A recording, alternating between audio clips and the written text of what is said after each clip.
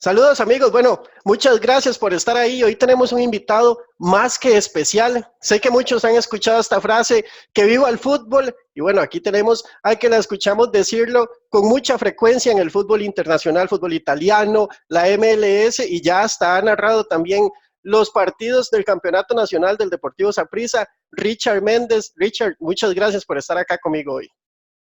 Un placer, sin duda, José Mario. De verdad que desde hace mucho tiempo estábamos esperando para esta entrevista y bueno, aquí dispuesto a pasarnos a sabrosito, ¿no? Hablando de fútbol, que tanto que nos gusta. La verdad que sí, muy honrado con la invitación. Muchas gracias por aceptarla. Y sí, para hablar de fútbol, que es lo que tanto nos gusta y que tanto lo hemos extrañado, Richard, en estos días. ¿Cómo ha vivido Richard Méndez tantos días sin fútbol? ¿Cómo le está pasando con la abstinencia? En realidad esa es la palabra, abstinencia, ¿no? Bueno, dentro de lo malo, lo bueno que es poder compartir con la familia, con los hijos en el día a día, cosa que por la dinámica del trabajo quizás no lo podemos tener de la misma manera que hoy en día. Por otro lado está así la pasión de todos nosotros de disfrutar del fútbol, de poder analizar fútbol, de ver partidos de fútbol. En estos días me ha dado incluso por ponerme a buscar partidos viejos en YouTube y verlos y revivir momentos de Copas del Mundo. Por ahí me encontré aquella corrida monumental de Hernán Medford cuando terminaron eliminando a Suecia en la Copa del Mundo. Ese tipo de recuerdos así de Copa del Mundo, dice, yo quiero ver hoy este partido. Digamos como viendo fútbol vintage a la carta, pero sufriendo la ausencia del fútbol a lo largo de todos estos días. El trabajo ha sido menos, obviamente, porque si mi trabajo es narrar fútbol, cuando no hay fútbol trabajo menos y lo poco que se hace desde la casa, ¿no? Pero bueno, esperando que esto pase, aplicando la del Cholo Simeone, digo yo, ¿no? Hay que estar encerrados, como el Cholo Simeone con el Atlético de Madrid para que no le hagan gol. Bueno, solo para que no nos llegue el contagio, nos encerramos, ¿no? Y así hemos estado todos, Richard. Y bueno, acá todos lo conocemos por su paso por ESPN desde el año 2006, que se encuentra usted allá. Richard, ¿cómo pasa usted de ser asistente de producción de telenovelas en Venezuela a ser uno de los relatores más reconocidos y creo que aún mejor, más queridos de toda esta área del norte y Centroamérica? Caramba, José, es un paso extraño, ¿no? Muy pocos tienen esa referencia que tú acabas de hacer. Yo sí asistía en un canal de televisión, Radio Caracas Televisión, yo era asistente de producción en telenovelas, Amores de Fin de Siglo. Y en un momento yo decidí, claro, cuando eres joven, tienes 23 años, tienes tanta energía, tantos sueños y tantas ideas que tú crees que lo que decidas se te va a dar, ¿no? Y yo en aquel momento decidí, un día me levanté y dije, yo quiero ser locutor y decidí dejar el canal y empecé a buscar estaciones de radio en las cuales pudiera conseguir trabajo como locutor. Todas me tiraban la puerta en la cara, todas. Hasta que hubo una por ahí de un pueblo cercano donde yo vivía, que me recibieron y me dijeron, te podemos utilizar para hacer un programa de 1 hora a la semana de deportes. ¿Tú lo quieres hacer? Yo, claro, cómo no. Total, ese programa de 1 hora de deportes era de puro fútbol. En el año 96, y con esto te estoy diciendo ya más o menos empiezas a imaginarte mi edad, en el año 96 jugaban la eliminatoria al Mundial de Francia, Venezuela y Argentina. Argentina que venía con el Burrito Ortega, con Batistuta. Yo consigo para la radio los derechos de transmisión y decidimos ir a transmitir el partido, que era al otro extremo del país, en San Cristóbal. Aquella vez habían contratado un comentarista uruguayo, un ex entrenador. Yo iba a ser comentarista y contrataron un narrador que nunca llegó. Se acercaba a la hora del partido y me tocó narrar. Y digamos, ahí empezó todo. Después de ahí, a los pocos días, cuando regreso a Caracas, un equipo de la primera división me hizo una oferta para trabajar en el circuito radial de ellos. Es decir, que si aquel narrador que contrataron hubiese llegado esa noche al partido, yo no estaría hoy hablando contigo de esa carrera y de ser alguien que trabaja en ESPN. Bueno, eso está muy interesante y también he leído por ahí, para que vea que lo estuve investigando, que uno de los primeros goles que le tocó narrar fue de uno de sus grandes amigos, como lo es el bombardero Giovanni Savarese. ¿Cómo está esa historia, Richard? Sí, justamente en ese partido, el Venezuela-Argentina, el 9 de octubre del 96, lo más curioso es que, bueno, a mí me toca narrar el partido sin haberme preparado para narrarlo, sin siquiera imaginarme cómo hacerlo. Y obviamente no tuve control de la voz ni de la retención de aire, bueno, cosas que uno las aprende con el tiempo. Yo me quedé sin voz prácticamente a partir de eso. El gol fue en el minuto, creo que 14, algo así. Imagina todo lo que quedaba de partido. Y aquel partido Venezuela lo pierde 5-2. O sea, faltaban 6 goles más. Pero la alegría es que fue Giovanni Savarese, que ya yo lo conocía de Venezuela, pero que después con el tiempo, las vueltas que da la vida, me toca encontrármelo en ESPN.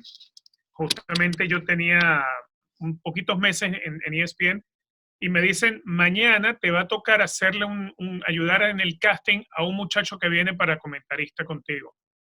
Yo, bueno, perfecto, no sabía ni quién era. Yo llegué a la hora que me habían citado al canal. Cuando estoy esperando en la cabina, cuando veo que llegué, Giovanni, ¿qué haces acá? No, vengo por un casting, eres tú. Y claro, el abrazo, el cariño de siempre. Y sin duda alguna una persona a la cual yo estimo muchísimo y quiero muchísimo, la verdad que sí. Sí, un gran profesional, Giovanni. Esas transmisiones de la MLS cuando él todavía estaba en ESPN, bueno, muy recordadas acá. Richard, ¿cómo nace la frase que viva el fútbol? Fíjate, yo soy de los que piensa, José, que en el trabajo del relator o del comentarista tienes que estar cerca de la gente. El fútbol es un deporte para difusión masiva, que tienes que llegarle al rico, al clase media y al pobre. Y soy de los que siempre he tratado que mis frases o la forma de hablarle a la gente sea en un lenguaje que todo el mundo me pueda entender. No trato de tener un lenguaje muy de clase A, sino todo lo contrario, algo que sea aceptable y entendible para cualquier tipo de público. Creo que en Costa Rica lo llaman cascaritas. No, mejenga. Mejenga, ok, perfecto. En las mejengas es donde nacen esas frases. La de que viva el fútbol, la de ponte una sotana, porque son cosas que cuando jugamos entre amigos siempre surge alguien hizo un golazo y que viva el fútbol. Te lanzaron un mal pase, oye, me lanzaste un ladrillo, me lanzaste una lavadora.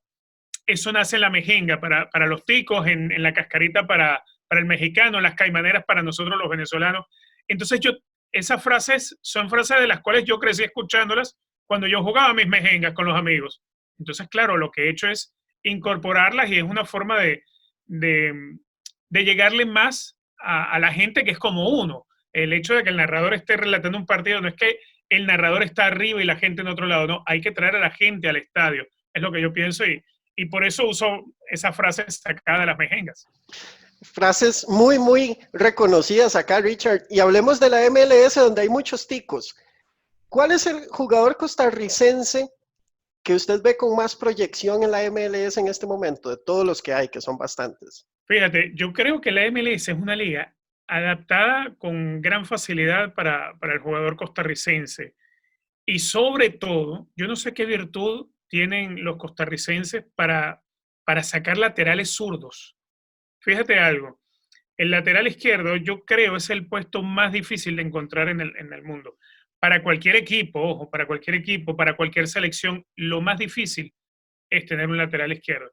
Pero entonces tú ves en la Major League Soccer la cantidad de laterales zurdos que ha dado Costa Rica y que los ha puesto a jugar aquí y que de pronto son tantos y tan buenos que ni siquiera los que están en la MLS logran lugar en la selección de Costa Rica. Entonces yo creo que Costa Rica por ese lado está tocada, está bendecida por Dios, que le salen muy buenos laterales zurdos. Hay uno que a mí me gusta más como juega de extremo por izquierda que como lateral izquierdo. Creo que tiene una proyección tremenda. Incluso creo que se pierde de vista y creo que ya le llega el momento de volver a probar el salto hacia el fútbol inglés. Me refiero a Ronald Matarrita. Sin duda alguna, para mí es un jugador fantástico, con una capacidad, una resistencia, un ida y vuelta. Si ya de por sí los que juegan por la izquierda en Costa Rica son buenos, sobre todo los que están en la MLS, yo creo que Ronald Matarrita, si lo ponemos a todos en un frasco, de esos ticos es el que está a punto de salirse para Europa. Es el primero que tiene que dar ese paso a Europa de los que están actualmente en la Major League Soccer. Después están una gran cantidad de jugadores costarricenses que todavía están tocando la puerta para venir a esta liga. Y es que se le da muy bien, porque el futbolista tico, a ver, tiene actitud siempre, una mentalidad ganadora. Aparte de la condición física, esta es una liga donde el futbolista está acostumbrado a correr los 90 minutos ida y vuelta. El tico no tiene problema con eso. El futbolista tico llega y trabaja hasta más que el americano. Eso, con la actitud ganadora y el talento con el que se nace jugando al fútbol en Costa Rica, hace del futbolista tico alguien que va a triunfar sí o sí en una liga como la Major League Soccer, lugar donde no triunfan todos. Hay muchos ejemplos de los que no triunfaron, como Pirlo, por ejemplo, que vino y no triunfó, o Rafa Márquez, que vino y no le fue bien, o Juninho Pernambucano. Es decir, no todo el mundo llega y triunfa en la Major League Soccer. ¿Y por qué le cuesta tanto a los ticos dar el salto de la MLS a Europa? De todos los que han estado, el único que lo ha dado es Giancarlo El Pipo González y fue después del Mundial de Brasil. ¿Por qué nos cuesta ese paso de pasar de ahí del fútbol estadounidense a ir a Europa, a alguna de las ligas importantes?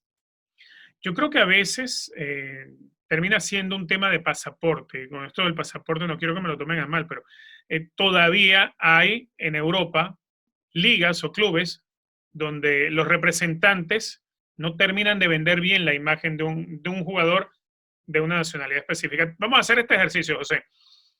Tú eres dueño, no, tú eres Florentino Pérez. Imagínate que eres Florentino Pérez, el que maneja los hilos, el que firma los cheques en el Real Madrid. Y te dice Zinedine Zidane, necesito un lateral izquierdo para el equipo. Y estas son las tres opciones que me ha dado un agente. Y las tres opciones son un argentino, un brasileño y un tico. ¿Cuál es la que va a destapar Florentino Pérez? Primero el brasileño, después el argentino y el tico, ahí se quedará. Un Y lo poquito más más seguro termina rezagado. negociando con el brasileño o con el argentino antes de levantar la tarjeta del tico. Es así, lamentablemente el pasaporte sigue pesando. Colombia logró quebrar eso con el paso de los años. Uruguay antes era muy poderoso en eso, pero Uruguay se ha venido a menos a la hora de tratar de colocar jugadores. Sin embargo, sigue teniendo un peso importante. Pero después están países como Costa Rica, que producen muy buenos jugadores, pero que a la hora de verlos, el problema sigue siendo grave, el problema del pasaporte. De pronto tienes que ser un fenómeno como Keylor Navas debajo del arco para que entonces digan, yo lo quiero fichar. Y después, bueno, pasar lo que pasó con Keylor Navas, que para mí fue figura fundamental de los últimos 2 títulos europeos del Real Madrid. Y yo soy uno de los que lo criticó mucho el Real Madrid por hacer lo que le hicieron a Keylor Navas, por ejemplo, porque creo que tiene que existir una fidelidad con quien te hizo y te empujó y te ayudó a ganar 2 títulos europeos. Pesó el pasaporte, Richard, para que saliera Keylor Navas del Real Madrid. Yo creo que sí, pesó el pasaporte y pesó lo mediático. Keylor Navas, si bien es un gran arquero, es mediático en Centroamérica, pero no es mediático en España. Traes a Thibaut Courtois, es muy mediática su figura, más allá de que a mí, y aquí lo digo, esta es la opinión de Richard Méndez, yo coloco a Keylor Navas y a Thibaut Courtois, a mí dame a Keylor. A mí dame a Keylor Navas en mi equipo, yo quiero que juegue Keylor. Pero Thibaut Courtois es una figura mediática, una figura que tiene más marketing, que puede venderle más camisetas al Real Madrid. Obviamente es uno de los mejores arqueros del mundo, totalmente de acuerdo con eso, pero que también pesa el pasaporte de alguien que es belga, que fue figura en la Copa del Mundo, y por otro lado está el trabajador, el a veces callado, el muy criticado, a veces sin sentido por una parte importante de la prensa madrileña, pero que, repito, sigue siendo un grandísimo arquero. Sí, sí, sí. Nosotros acá en Costa Rica a veces, al menos yo me pongo a pensar si es que uno se deja ir por el corazón, pero bueno, su opinión me confirma lo que muchos decimos por acá. Richard, Costa Rica va a ser la primera liga, ya se convirtió en la primera liga en toda América que regresa después del COVID-19, que no ha pasado, pero bueno, parece que va bajando un poco la situación acá. ¿Cómo se ve desde afuera que el fútbol costarricense ya se esté jugando?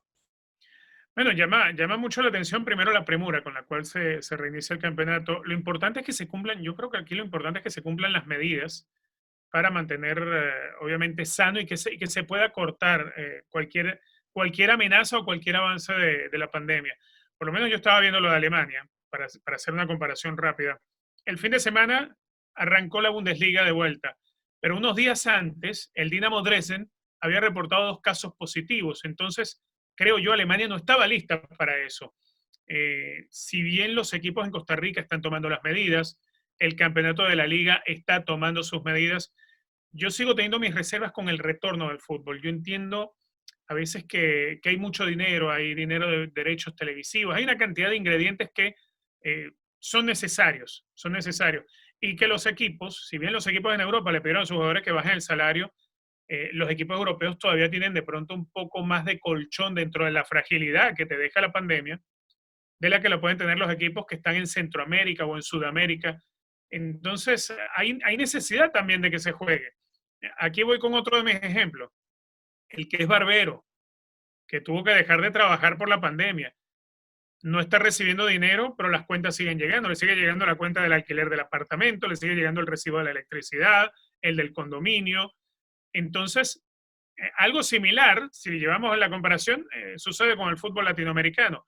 Necesita tener movimiento para poder seguir generando ingresos. Ahora, yo creo y confío que en Costa Rica se están tomando las medidas para que la pandemia no vaya a dar un golpe fuerte sobre la liga y que esto obligue a una nueva interrupción del campeonato. De todos modos, Costa Rica es de los países que ha reportado menos casos también, y eso vale decirlo. Entonces, queda la sensación que se puede controlar. Sí, eso es lo que parece, esa es la sensación que hay acá. Se han tomado muchas medidas, se ha tratado, hoy se trató de copiar un poco lo que se hizo en Alemania. Richard, veía un video suyo en YouTube, que es todo un youtuber y ahí siempre lo seguimos y también el Dream Team, y usted hablaba de lo que pasó en Venezuela, totalmente lo contrario a lo que acaba de pasar acá en Costa Rica relacionado al fútbol, y es que unilateralmente la federación decidió que se acabara el fútbol. ¿Cómo está la situación? ¿Qué se vislumbra para el fútbol venezolano de toda esta crisis?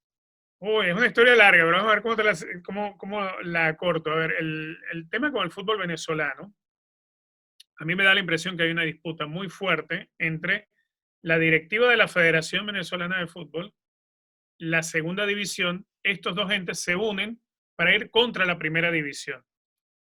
Algo está de esta historia que no nos la contaron completa. Entonces se decide de manera unilateral suspender un campeonato sin hablarle a los otros actores, a los actores que son los dueños de los equipos, los socios del campeonato.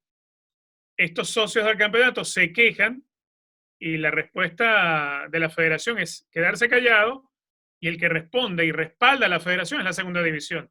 A mí me hace pensar que alguna movida grande viene detrás para sacar del juego a más de uno de los equipos que hacen vida en la primera división. Creo que es algo de eso. En Conmebol se creó hace poco unas normas para la licencia de clubes que exige la Confederación Sudamericana de los clubes venezolanos de primera y segunda división. 11 clubes de primera división aprobaron los requisitos para la licencia y 8 clubes de la segunda división.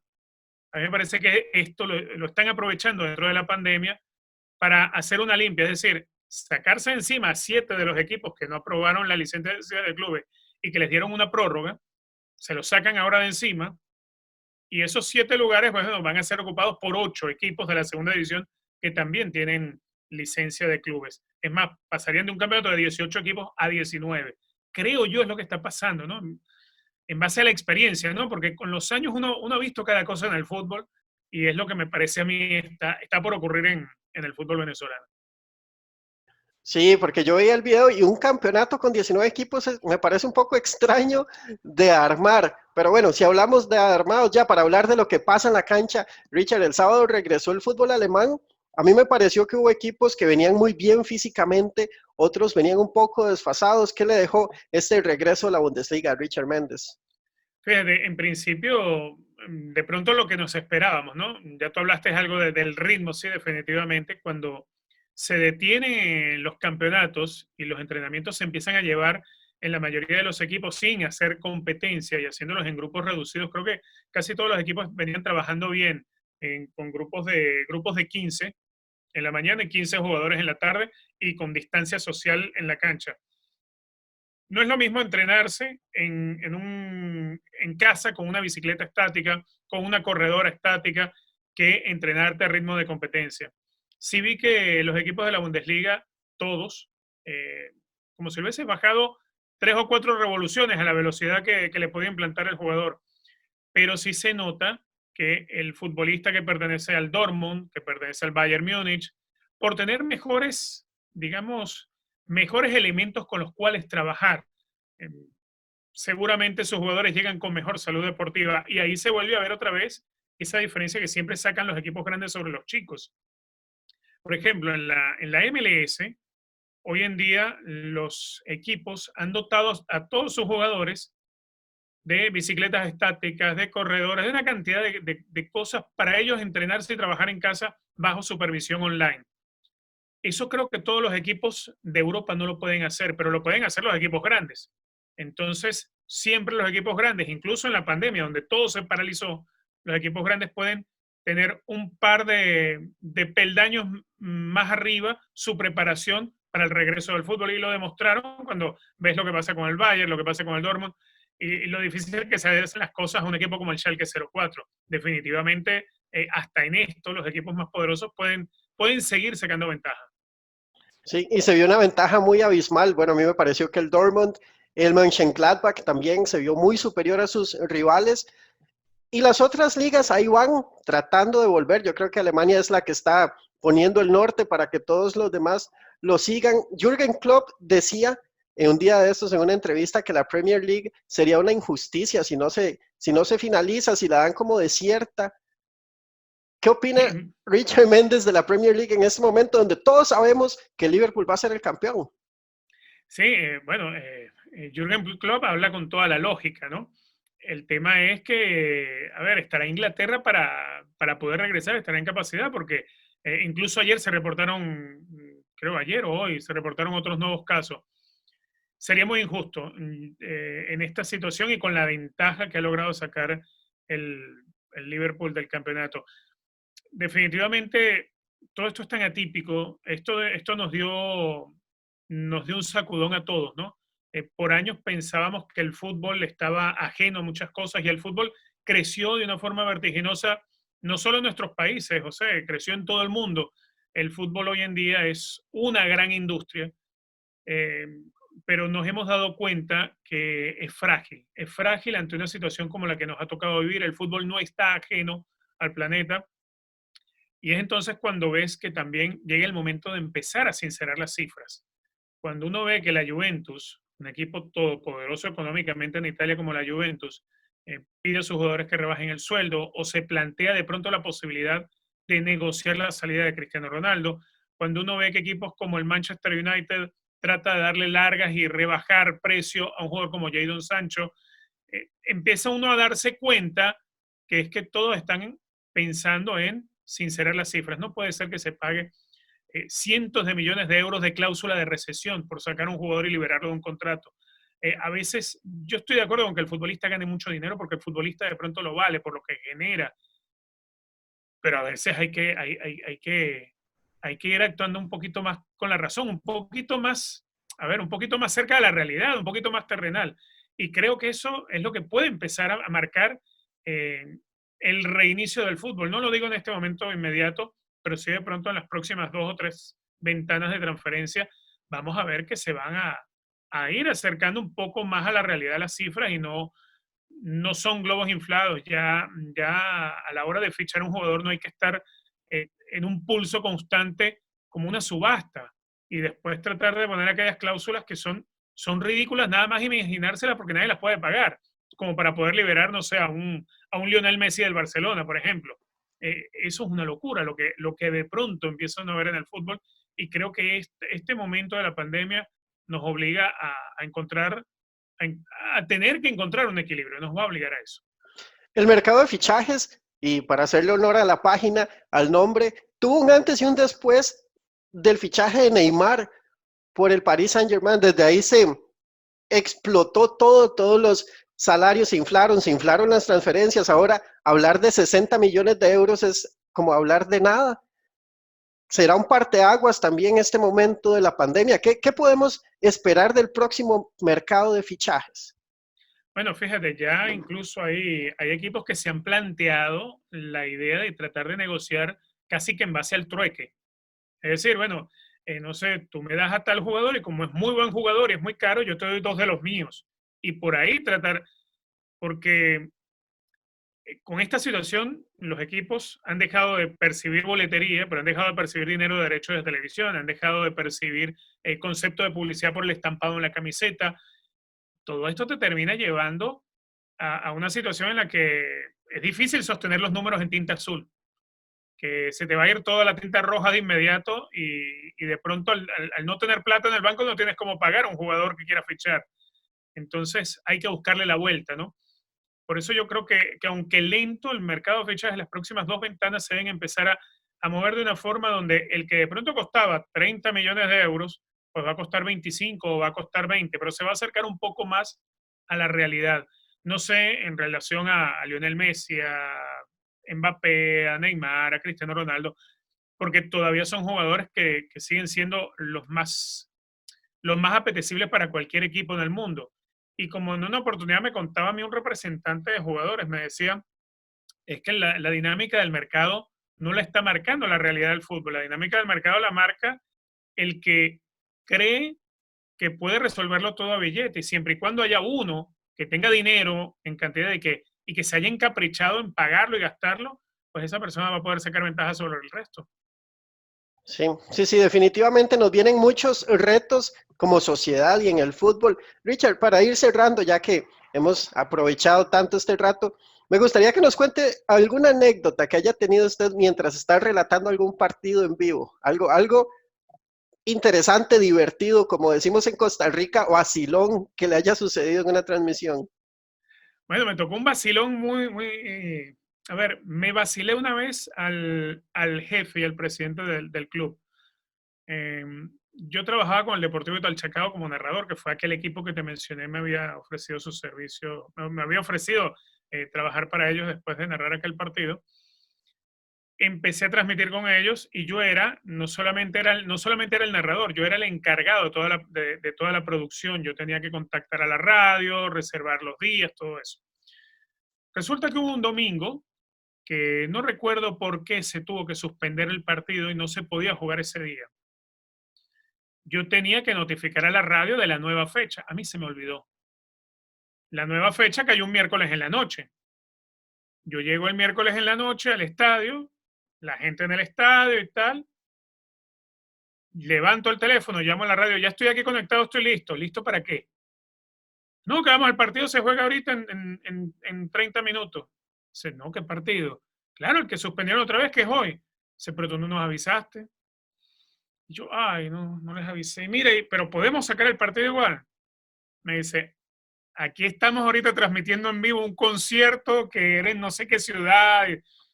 Y esto lo hemos promocionado toda la semana. Esto no lo vamos a tumbar del aire por ti.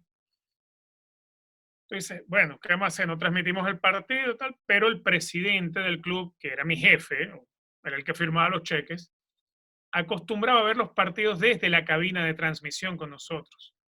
Cuando yo veo que él está llegando, aquel equipo le pertenecía a Parmalat, el presidente era uno de los jefes de Parmalat, era un italiano. Cuando yo lo veo que él llega y se mete en la cabina, yo hablo con el comentarista, no habíamos empezado todavía. Le digo, acompáñame afuera, y le empiezo a contar lo que pasa. Y dice, pero tú estás loco. ¿Qué vamos a hacer? Me dice. O sea, a mí lo único que se me ocurre es fingir que estamos transmitiendo el partido para la radio, porque total, él no tenía manera de escuchar el partido por radio. Dice, estás loco, ¿no? Vamos a hacerlo. Y así hicimos. Dice, un partido narrado con el comentarista, con la publicidad, todo, fingiendo que mandábamos el corte a la estación, todo tal cual, y no estábamos saliendo para ninguna parte.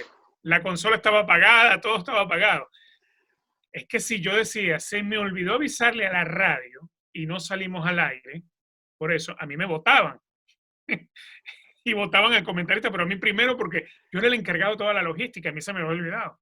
Y bueno, es más, eso es una primicia, yo no lo había contado.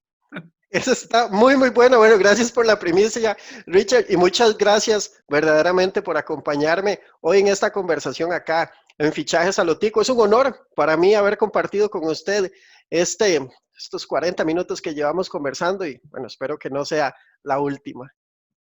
No, yo encantado, José Mario, de verdad que sí, Fichajes a lo Tico, me encantó la entrevista y bueno, esperemos justamente que no sea la última. Aquí estoy a la disposición para cuando se nos vuelva a ofrecer, pues a hablar de fútbol otra vez. Gracias. Así es. Muchísimas gracias a usted, Richard, y gracias a todos los que vieron la entrevista. Pura vida.